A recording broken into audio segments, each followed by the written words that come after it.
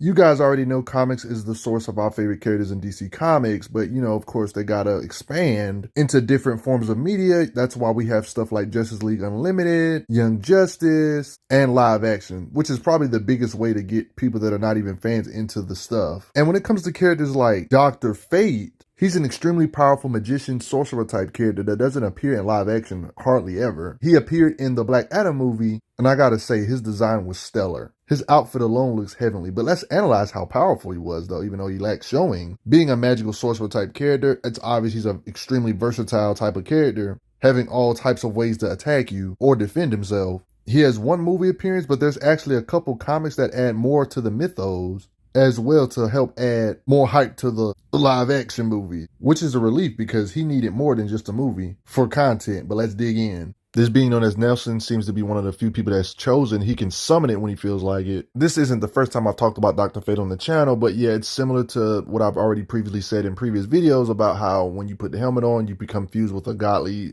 cosmic centric type being. When he wears that helmet, he becomes unstoppable. He is vengeance incarnate. See, the thing about this helmet, when he touches it, he can kind of see glimpses of the future in this universe. Hence the name Dr. Fate. See how they did that there? We see him do defensive type spells here. And in comic, for example, does all kinds of spells. You can see how they portray it in comics. He can do force field generation. Also, he can do some Green Lantern type stuff and make his own energy constructs to kind of bind beings.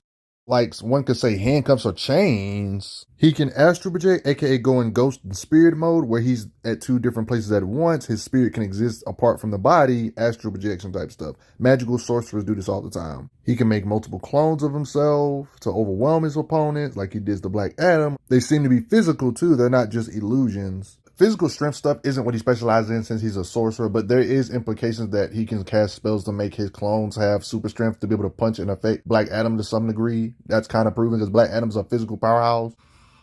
If not, then why would this even look like this, We actually know that he can make illusions, making all this appear. There's implications. He can pretty much use all types of elements, like this implies here he can blast with lightning, can kind of teleport at will. Magic people always be meditating, but yeah, when he puts his helmet on, he can teleport. So who the heck needs super speed or flight speed when you just teleport wherever you need to? Seriously, who needs super speed when you can do that? We've seen him teleport this food away. This also proves he can do magic without having the helmet on. Seems to have telepathic type abilities where he can just knock you out, make you sleep without his helmet. Implied he can heal because you see him do magic here. This girl was fading and he was able to kind of fix her right up.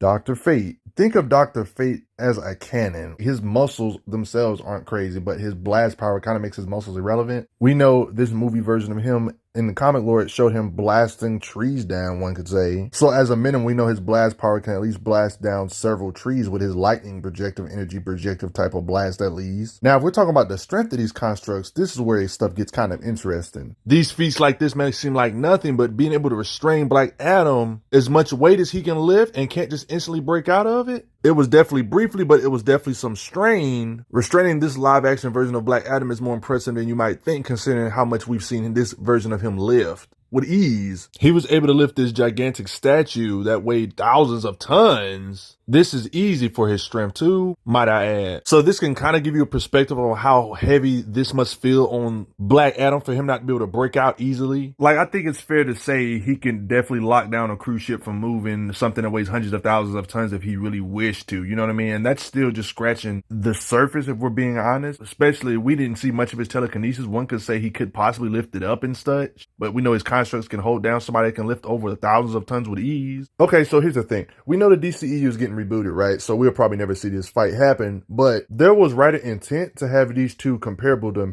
empower when it comes to raw strength and stuff, right? This changes the game because we know what this guy's done in the past DCEU movies when it comes to lifting heavy stuff. This gives a better perspective on understanding Black Adam's might because when he lifted that statue that weighed thousands of tons, that was with ease. And we know Superman has lifted heavier stuff in the universe lore too. Black Adam and Superman was writer intently made to be similar based on all the lore. I'm about to show you in 2 seconds the proof of it, but evidently Superman shifts tectonic plates. This happened off screen, of course, but this would change the game on how much Dr. Fate would technically be able to restrain if Black Adam could do this, since Black Adam and Superman was supposed to be similar in strength physically and lifting power or whatever. We got statements about Black Adam and Superman being similar. If it was going to play anyone, it was going to have to be someone extremely powerful. Someone that would put Superman on his heels. Someone that would put Superman on his heels. While it is true we never seen these two fight, the directors and stuff talking about what their writing intent was for Black Adam's power level, this is what Dr. Fate had to temporarily restrain, beings that can shift tectonic plate level strength. If he had strength to shift tectonic plates, then technically by default he would too if he has similar power, physical strength, super strength. This is kind of confirmed in the movie lore where Amanda Waller has access to all of the superpower people. She knows how to communicate with all the power people. If you watch the movies, you would notice she literally sent Superman after him, implying that the writer intent was for Superman and him to be comparable in power or for them to fight. There's not much else to really need to be proven, really. So this feat may not seem super duper impressive, but doing this feat is basically the equivalent of being able to hold down beings that can shift tectonic plates, basically. He has constructs that's strong enough to basically hold down continents. I'm talking about like if a continent was trying to move, his constructs would technically have the raw power to keep it from moving upwards and keep it contained downwards if a continent actually had sentience and wanted to move upwards or something. You know what I mean? This would be kind of how it would be like for Dr. Fate. Like, this might not necessarily prove like Dr. Fate's magic or telekinesis or constructs can hold down something that can hold down the entire planet itself if it was trying to move, but it does mean like if, say this is Earth's moon right here, right? That would mean like smaller moons like this, for example, Dr. Fate could technically hold together, stop it from moving, or maybe even move some of these smaller moons with his constructs based on this feat of him simply restraining Black Adam for 2 seconds, even though Black Adam eventually broke out. One could say Dr. Fate, if we got more screen time for him, we could possibly see him move entire small planetoids or some crap. But what do you guys think, guys? He lacks showings. I could be just tripping or trifling too much or overthinking. What do you guys think? He could definitely lift up multiple cities, I would say, personally. And it doesn't help this universe is getting rebooted anyway, so we'll never know.